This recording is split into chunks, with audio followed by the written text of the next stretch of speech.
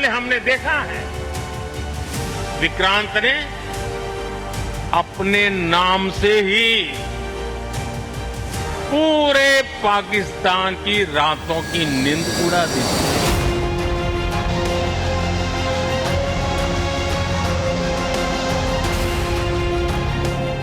और ऑपरेशन सिंदूर में जो हुआ वह तो सिर्फ ट्रेलर था मेरे साथियों।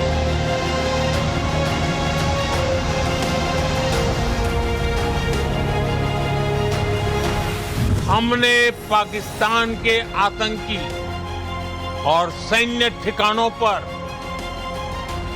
अपनी जवाबी कार्रवाई को अभी सिर्फ स्थगित किया है। आज भी देश में कई जगहों पर दिवाली मन रही है बॉस, पटाखे आज भी फूट रहे हैं, लेकिन इन पटाखों के बीच प्रधानमंत्री नरेंद्र मोदी ने जो बम फोड़ा है उसने पाकिस्तान में हड़कंप मचा दिया। दिवाली के बीच कल नरेंद्र मोदी अचानक आईएनएस विक्रांत पर चले गए थे। कल नरेंद्र मोदी की तस्वीरें सबने देखी। आज पीएम मोदी ने कुछ ऐसा लिख कर दे दिया कि पाकिस्तान में हड़कंप मच गया। पीएम मोदी ने एक चिट्ठी लिख दी और उस चिट्ठी में पूरे देश को कुछ ऐसा कह दिया कि हड़कंप पाकिस्तान में मचा है। पीएम मोदी ने इस चिट्ठी में ऐसा क्या लिखा है वो आज आके आपको बताऊंगा। यह भी बताऊंगा कि जो पाकिस्तान अब तक ब्रह्मोस मिसाइल के नाम से कांपता है, उस पाकिस्तान के लिए अब खौफ का नया नाम हो गया है भारत की नौसेना की आन बान शान आईएनएस विक्रांत। जब से आईएनएस विक्रांत पर नरेंद्र मोदी की तस्वीरें पाकिस्तान ने देखी, तब से पाकिस्तान की नींद उड़ी हुई है बॉस, कि नरेंद्र मोदी के दिमाग में नया क्या चल रहा है। नरेंद्र मोदी क्या नया वॉर प्लान रेडी कर चुके हैं जो पाकिस्तान को फिर एक बार ठोकने वाला है। अगर ऐसा हुआ तो यह पाकिस्तान के लिए बहुत बड़ी आफत लेकर आने वाला है, क्योंकि पाकिस्तान पहले से ही अफगानिस्तान बॉर्डर पर फंसा हुआ है। अफगानिस्तान के साथ उसकी बमबाजी फिलहाल रुकी नहीं है, लेकिन मामला कभी फिर से बिगड़ सकता है। और पाकिस्तान में इतनी ताकत है नहीं कि वो एक साथ अफगानिस्तान से भी लड़ ले और इधर भारत से भी लड़ ले। दोनों मोर्चों पर पाकिस्तान का असीम मुनीर फंसेगा तो बुरी तरह से पीटा जाएगा। और फिर कुछ ऐसा भी हो सकता है कि पाकिस्तान का भूगोल बदल जाए, क्योंकि आप देखिए कि नरेंद्र मोदी तो बिल्कुल तैयार दिख रहे हैं। उनका मैसेज बिल्कुल क्लियर है, सिर्फ सही टाइम का इंतजार है। पाकिस्तान में कैसे आईएनएस विक्रांत के नाम से हड़कंप मचा है, कैसे नरेंद्र मोदी की तस्वीरों ने पाकिस्तान में बम फोड़ दिया, आईएनएस विक्रांत पर नरेंद्र मोदी को देखकर मुनीर की हालत क्यों खराब हो रही होगी, पीएम मोदी ने ऐसा क्या लिख दिया चिट्ठी में कि घर में एक इकोसिस्टम और वहां पाकिस्तान में असीम मुनीर और शहबाज शरीफ के होश उड़े हुए हैं, सब आपको दिखाऊंगा। लेकिन पहले एक ट्रेलर देखिए।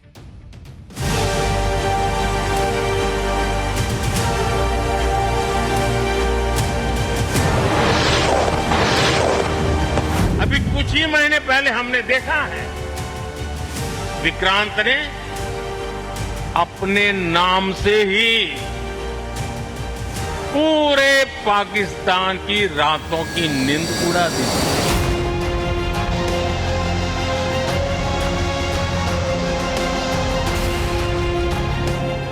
और ऑपरेशन सिंदूर में जो हुआ वह तो सिर्फ ट्रेलर था मेरे साथियों।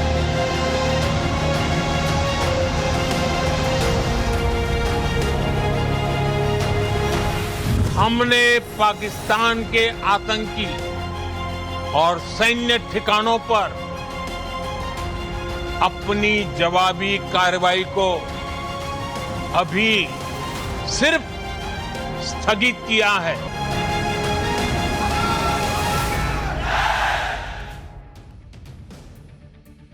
कल नेवी शिप आईएनएस विक्रांत पर जाना और आज पीएम मोदी का देश को चिट्ठी लिखना, यह बैक टू बैक हलचल कैसे पाकिस्तान में हड़कंप मचा रही है, यह आज आपको बताऊंगा। लेकिन पहले यह देख लीजिए कि पीएम मोदी ने देश के नाम चिट्ठी में लिखा क्या। पीएम मोदी ने देशवासियों को दिवाली की शुभकामनाएं देते हुए एक चिट्ठी लिखी और इस पत्र में पीएम मोदी ने राम मंदिर से लेकर ऑपरेशन सिंदूर और जीएसटी तक की बात की। पीएम मोदी ने कहा कि इस बार की दिवाली बहुत खास है।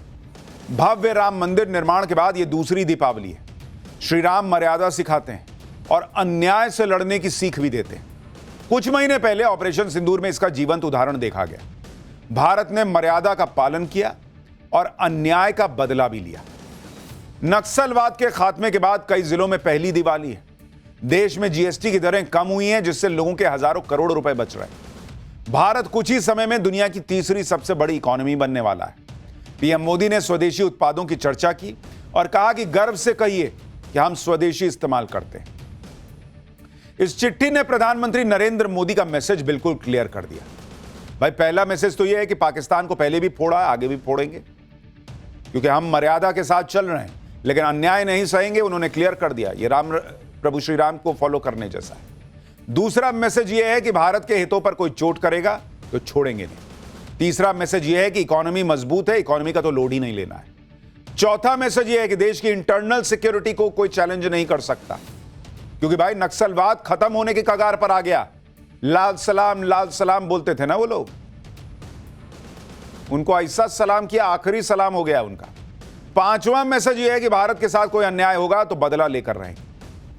यह मैसेज पाकिस्तान के लिए भी है, अमेरिका और डोनाल्ड ट्रंप के लिए भी है, और ट्रंप की बात तो आगे कायदे से करूंगा, लेकिन पहले देख लीजिए कि मोदी के इस क्लियर मैसेज से पाकिस्तान में क्या हुआ है।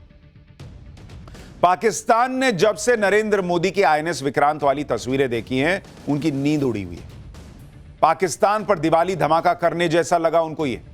पीएम मोदी ने आईएनएस विक्रांत पर न सिर्फ गए जाकर एक मैसेज दिया, बल्कि ऑपरेशन सिंदूर का जिक्र करके पाकिस्तान को चेतावनी दे दी।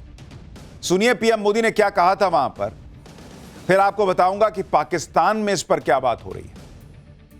अभी कुछ ही महीने पहले हमने देखा है, विक्रांत ने अपने नाम से ही पूरे पाकिस्तान की रातों की नींद उड़ा दी थी, जिसका नाम ही दुश्मन के साहस का अंत कर दे, वो है आईएनएस विक्रांत। जो भय पैदा किया गया है, भारतीय वायुसेना द्वारा दिखाए गए अद्भुत कौशल ने, भारतीय सेना की जांबाजी ने,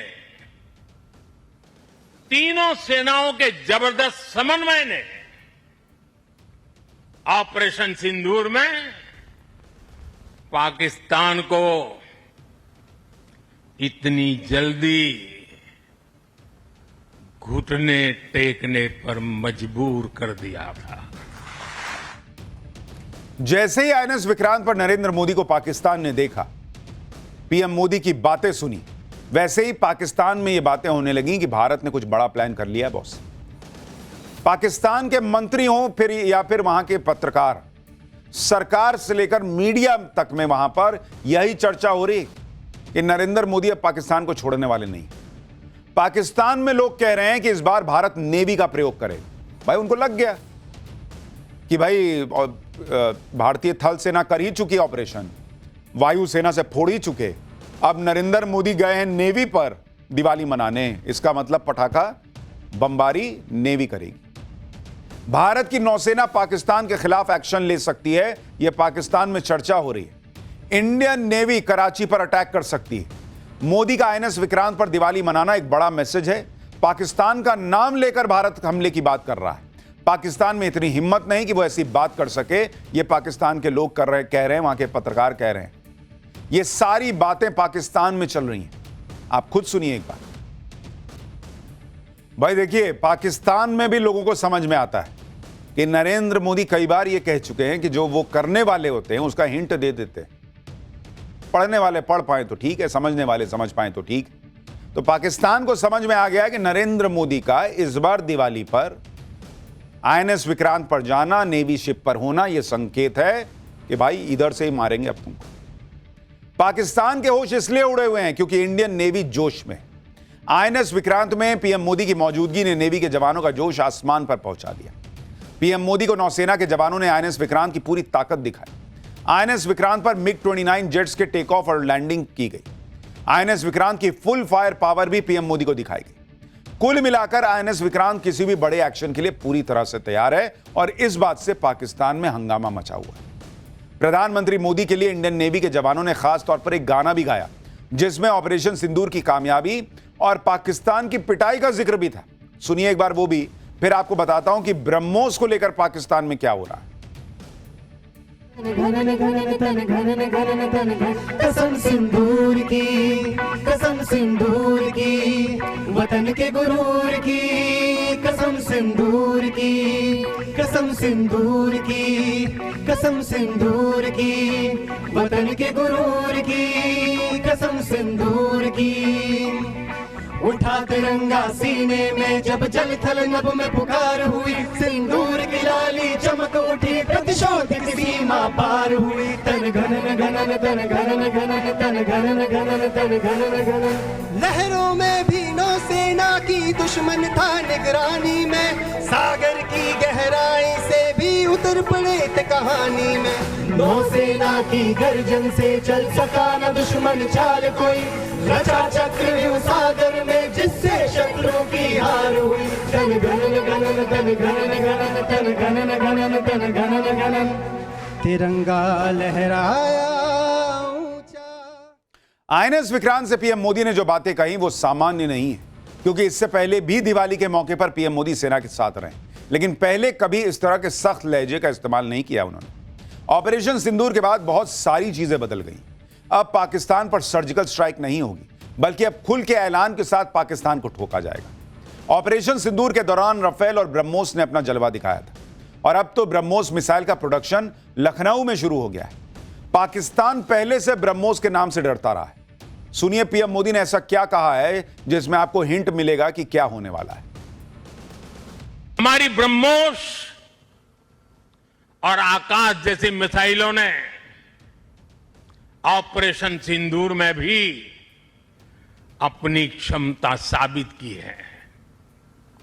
ब्रह्मोस को तो नाम ही ऐसा है कि सुनते ही कई लोगों को चिंता हो जाती कि ब्रह्मोस आ रहा है क्या। अब दुनिया के कई देश इन मिसाइलों को खरीदना चाहते हैं। नरेंद्र मोदी की यही बातें सुन सुनकर पाकिस्तान का पसीना छूट रहा है। पाकिस्तानी सरकार और सेना की नींद उड़ी हुई है कि भारत अब क्या करने वाला है, पीएम मोदी के मन में चल क्या रहा है। पाकिस्तान के मंत्री भी ये मान रहे हैं कि भारत कुछ बड़ा प्लान कर रहा है। ऑपरेशन सिंदूर में हुई पिटाई के बाद पाकिस्तान अभी संभल ही नहीं पाया है, और उसे अब भी ऑपरेशन सिंदूर के सपने आ रहे हैं। पाकिस्तानी रक्षा मंत्री भारत के हमले की आशंका से इनकार नहीं कर रहे। सुनिए पाकिस्तान के रक्षा मंत्री ख्वाजा आसिफ को, जिनको खुद लग रहा है कि भारत जो है पाकिस्तान को कभी भी ठोक देगा। पाकिस्तान में चर्चाएं चल रही हैं भाई, उनको तो लग रहा है बिहार इलेक्शन के पहले ही कुछ हो जाएगा। वहां भी कम लोग थोड़े ही हैं, यहां भी कुछ लोगों ने कह दिया था कि तभी नरेंद्र मोदी ने इसलिए किया था कि उनको बिहार इलेक्शन जीतना था। अब वहां पाकिस्तान वाले चर्चा कर रहे हैं उसी तरीके की कि बिहार इलेक्शन के पहले कहीं भारत जो है अटैक ना कर दे। पीएम मोदी ने तो दिवाली पर पाकिस्तान के दिल की धड़कनें बढ़ाई हुई। उससे पहले रक्षा मंत्री राजनाथ सिंह भी पाकिस्तान को वार्निंग दे चुके हैं। सरकार की तरफ से सेना को खुली छूट मिली हुई ऑलरेडी, और इसी वजह से इंडियन आर्मी चीफ तो अलग अलग लेवल पर जाकर पाकिस्तान को चेतावनी देते रहे। रक्षा मंत्री ने कहा कि ऑपरेशन सिंदूर में जो कुछ हुआ वो तो सिर्फ ट्रेलर था, यानी आगे और बड़ा धमाका होगा, यह हर तरफ से कहा जा रहा है। सुनिए एक बार दोनों। पाकिस्तान की जहां तक बात है तो अब उसकी एक एक इंच जमीन हमारी ब्रह्मोस की पहुंच में है, और ऑपरेशन सिंदूर में जो हुआ वह तो सिर्फ ट्रेलर था मेरे साथियों। ऑपरेशन सिंदूर में जो हुआ वह तो केवल एक ट्रेलर था, पर उस ट्रेलर ने ही पाकिस्तान को यह एहसास दिला दिया कि अगर भारत पाकिस्तान को जन्म दे सकता है तो समय आने पर वह, अब आगे मुझे बोलने की कोई जरूरत नहीं है। इस बार भारत देश पूरी तैयारी के साथ है, और इस बार वो संयम नहीं रखेगा जो सिंदूर 1.0 में हमने संयम रखा था। इस बार हम आगे की कार्रवाई करेंगे, और कुछ ऐसी कार्रवाई करेंगे कि हो सकता है पाकिस्तान को सोचना पड़े कि उसे इतिहास में, भूगोल में रहना है कि नहीं रहना है। भारत की तरफ से पाकिस्तान को खुल्लम खुल्ला समझाया जा रहा है कि सुधर जाओ, नहीं तो इतिहास और भूगोल से पाकिस्तान का नाम मिट जाएगा। और अब पाकिस्तान भी समझ रहा है कि भारत हवा हवाई बातें नहीं कर रहा, चाहे पीएम मोदी हो या फिर रक्षा मंत्री राजनाथ सिंह हो या फिर सेना प्रमुख हो। भाई ये लोग बिना किसी ठोस वजह के ऐसी बातें नहीं करेंगे, और पाकिस्तान में ये चर्चा खुलेआम चल रही है। कि भारत हमला कब कर देगा। पाकिस्तान की मीडिया में चर्चा है कि बिहार चुनाव के दौरान भारत हमला कर सकता है। इजराइल की मदद से भारत हमला करने वाला है, यह भी वहां चर्चा चल रही है। पाकिस्तान के कुछ हिस्से पर कब्जा करेगा भारत। पीओके के भी कुछ हिस्सों पर भारत कब्जा कर सकता है, यह वहां चर्चा चल रही है पाकिस्तान। आप सोचिए कि ये वही पाकिस्तान है जो ऑपरेशन सिंदूर में पिटने के बाद हल्ला मचा रहा था कि हमने भारत को हरा दिया। भाई जब भारत को हरा ही दिया तो इतना डर काहे रहे हो। लेकिन सच्चाई तो उनको भी पता है और इसी वजह से पाकिस्तानियों की टांगें कांप रही हैं कि ये हो जाएगा वो हो जाएगा। पाकिस्तान की हालत इसलिए खराब है क्योंकि नरेंद्र मोदी ने दो तरफ से पाकिस्तान को घेर लिया। एक तरफ भारतीय सेना खुद है, दूसरी तरफ तालिबान है, अफगानिस्तान की सेना है। पाकिस्तान भारत से भी पिट रहा है और अफगानिस्तान से भी पिट रहा है। भारत के सामने ढेर हुआ पाकिस्तान, अफगानिस्तान के सामने शेर बनने गया था। लेकिन अफगानिस्तान और तालिबान ने भी पाकिस्तान का धुआं कर दिया। पाकिस्तान ने गिड़गिड़ाकर युद्ध तो रुकवा लिया, लेकिन इधर नरेंद्र मोदी ने अफगानिस्तान को लेकर ऐसा बड़ा फैसला लिया कि पाकिस्तान की नींद और उड़नी तय है।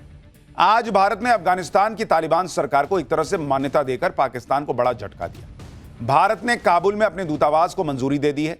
भारत दूसरा देश है जिसने यह काम किया। सबसे पहले रूस ने जुलाई में तालिबान सरकार को मान्यता दी थी। भारत ने 2021 में तालिबान के कब्जे के बाद काबुल में दूतावास बंद कर दिया था। भारत ने अफगान नागरिकों को हर तरह का वीजा देना बंद कर दिया था। लेकिन 2022 में भारत ने तालिबान से कूटनीतिक संबंध बहाल करने शुरू किए और 2022 में भारत ने मानवीय सहायता के लिए टेक्निकल टीम काबुल भेजी थी, जिसके बाद भारत ने तालिबान के नेताओं और मंत्रियों को वीजा देना शुरू किया। पिछले साल भारत ने तालिबान को दिल्ली में अपना राजदूत नियुक्त करने की मंजूरी दी, जिसके बाद पहले मुंबई और फिर हैदराबाद में अफगानिस्तान का कॉन्सुलेट खोला गया था। यानी भारत ने तालिबान के आने के बाद अफगानिस्तान से संबंध खत्म किए, हालात को देखा और उसके बाद धीरे धीरे अफगानिस्तान में तालिबान सरकार को एक तरह से मान्यता दे दी। इससे पाकिस्तान का बना बनाया गेम पलट गया, क्योंकि अफगानिस्तान में जब तालिबान ने कब्जा किया था तो भाई पाकिस्तान तो जश्न मना रहा था कि तालिबान तो मेरा सगा है, वो तालिबान से जो चाहे भारत के खिलाफ करवा लेगा। लेकिन नरेंद्र मोदी की कूटनीति ने पूरा गेम ही पलट दिया बॉस।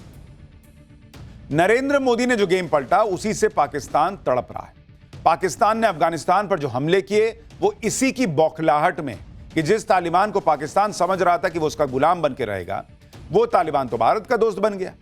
पाकिस्तान और तालिबान फौज के बीच भले ही सीज फायर हो गया है, लेकिन पाकिस्तान अपनी हरकतों से वहां बाज नहीं आ रहा। पाकिस्तान ने 18 अक्टूबर को अफगानिस्तान के पक्तिका प्रांत पर एयर स्ट्राइक की थी, जिसमें अफगानिस्तान के 3 क्रिकेटर समेत 8 लोग मारे गए थे। इस हमले के बाद पाकिस्तान की ग्लोबल किरकिरी हो रही है, क्योंकि मामला क्रिकेटर्स की मौत का है। बीसीसीआई और आईसीसी ने इस हमले की निंदा तक कर दी। इस हमले के बाद पाकिस्तान घिरता चला जा रहा है, उस पर सीज फायर तोड़ने का आरोप लग रहा है। पाकिस्तानी हमले में अफगानिस्तान के जिन क्रिकेटर्स की मौत हुई उनके बारे में आपको बताता हूं। एक तो कबीर आगा, सिगबतुल्ला और हारून, ये 3 क्रिकेटर्स बेचारे मारे गए। पाकिस्तान और अफगानिस्तान के बीच जो ये टकराव चल रहा है उसे लेकर कतर के दोहा में पाकिस्तान और तालिबान के बीच युद्ध विराम पर वार्ता भी हुई और इस वार्ता में पाकिस्तान के रक्षा मंत्री ख्वाजा आसिफ और तालिबान के प्रतिनिधियों के बीच बातचीत हुई। कतर के कहने पर हुई इस बैठक में पाकिस्तान और तालिबान के बीच युद्ध विराम को लेकर सहमति बनी, लेकिन पाकिस्तान जो चाहता था उसे हासिल नहीं हुआ। पाकिस्तान ने युद्ध विराम की डिटेल कभी सार्वजनिक नहीं की, क्योंकि इससे पाकिस्तान की बेइज्जती हो जाएगी। आप देखिए कैसे दोहा में पाकिस्तान बैकफुट पर चला गया। भाई पाकिस्तान तो तालिबान से बात ही नहीं करना चाहता था, लेकिन कतर के कहने पर बात करनी पड़ी। पाकिस्तान डुरंड लाइन और तहरीके तालिबान पाकिस्तान पर बात करना चाहता था, लेकिन दोहा में डुरंड लाइन और तहरीके तालिबान पाकिस्तान पर कोई चर्चा भी नहीं हुई। पाकिस्तान डुरंड लाइन को अफगानिस्तान की सीमा मानता है, लेकिन अफगानिस्तान उसे मानता ही नहीं। यानी जो पाकिस्तान ये सोच के दोहा में तालिबान से बात करने गया था कि भाई जो हम चाहेंगे वैसा होगा, वैसा कुछ हुआ ही नहीं। दूसरी तरफ तालिबान का व्यापार मार्ग खुलवाने की जो मांग थी उसकी वो भी मान ली गई और पाकिस्तान ने भी अफगानिस्तान पर हमला न करने की बात कह दी।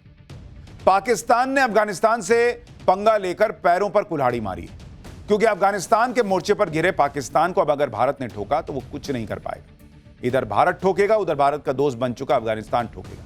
और इसी वजह से पाकिस्तानी पीएम शहबाज और फील्ड मार्शल मुनीर की हालत खराब है। मुनीर तो अपनी साख बचाने के लिए तालिबान को धमकियां तक दे रहा है। मुनीर ने कहा है कि अगर पाकिस्तान की संप्रभुता का उल्लंघन किया गया तो पाकिस्तान उससे सख्ती से निपटेगा। पाकिस्तान की सीमाओं का उल्लंघन बर्दाश्त नहीं किया जाएगा। मुनीर जो कुछ भी कह रहा है वो इसलिए कह रहा है क्योंकि उसके हाथ से मामला फिसल रहा है।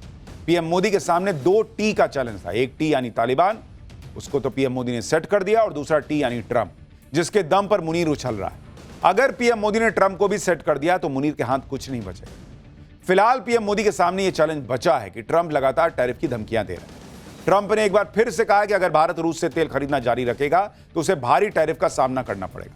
सुनिए एक बार ट्रंप को, फिर बताऊंगा कि ट्रंप के काउंटर में भारत क्या तैयारी कर रहा है।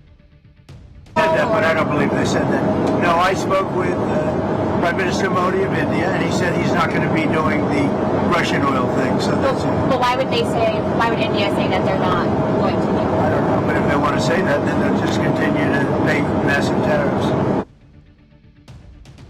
यानी ट्रंप भले ही बार बार टैरिफ की धमकियां अभी भी दे रहे हैं, लेकिन असल में क्या हो रहा है वो भी आप देखिए कि जिस H1B वीजा पर ट्रंप भारत को धमका रहे थे, जिसकी फीस सितंबर में $1 लाख कर दी गई थी और जिससे भारतीय प्रोफेशनल्स चिंता में पड़ गए थे, उस पर बड़ी राहत की खबर अमेरिका से आ गई। ट्रंप प्रशासन ने H1B वीजा की फीस से जुड़े भ्रम को दूर कर दिया। $1 लाख की फीस 21 सितंबर से पहले अप्लाई हुए H1B वीजा पर लागू नहीं होगी। यह फीस उन लोगों पर लागू नहीं होगी जो अमेरिका के अंदर अपना वीजा स्टेटस बदल रहे हैं। जो लोग पहले से अमेरिका में रह रहे हैं उन पर भी यह फीस लागू नहीं होगी। यानी अमेरिका में वैध स्टूडेंट वीजा और H1B वीजा वाले लोगों को यह फीस नहीं देनी होगी। जिन लोगों को H1B वीजा की अवधि बढ़ानी है उन्हें भी फीस नहीं देनी होगी। तो इतना नाटक काहे के लिए किए भाई, जब पलट गए। यानी ट्रंप भले ही कितनी बड़ी बड़ी बातें करे, लेकिन भारत के खिलाफ वो ज्यादा दिन उस पर कायम नहीं रह पा रहे। आखिरकार भारत के सामने उन्हें झुकना पड़ेगा। दरअसल ट्रंप ने एक साथ कई फ्रंट खोल दिए। ट्रंप की नीतियों से अमेरिका में भी पब्लिक हैरान परेशान है और अब तो ट्रंप के खिलाफ लोग सड़कों पर उतर कर प्रोटेस्ट कर रहे हैं। ये तस्वीरें अमेरिका में हुए नो किंग प्रोटेस्ट की हैं। अमेरिका में अलग अलग शहरों में लाखों लोग सड़क पर उतर के ट्रंप के खिलाफ प्रदर्शन कर रहे थे। इन लोगों का कहना था कि ट्रंप किसी राजा की तरह मनमाने फैसले ले रहे हैं, जबकि अमेरिका में डेमोक्रेसी है। इसलिए नो किंग प्रोटेस्ट किया गया कि भाई अपने आप को राजा ना समझो। अब ट्रंप अपने ही घर में गिरते जा रहे हैं। ऐसी हालत में ट्रंप के सामने भी मुश्किल बढ़ती जा रही है। ट्रंप भी इस मुश्किल से निकलना चाहते हैं। इसके अलावा ट्रंप की अप्रूवल रेटिंग भी लगातार गिरती जा रही है। ट्रंप अपना घर देखेंगे या दुनिया से पंगा लेते फिरेंगे, ये तो वही जाने। लेकिन ट्रंप के दिमाग में जो कचरा भरा है उसकी सफाई बहुत जरूरी है।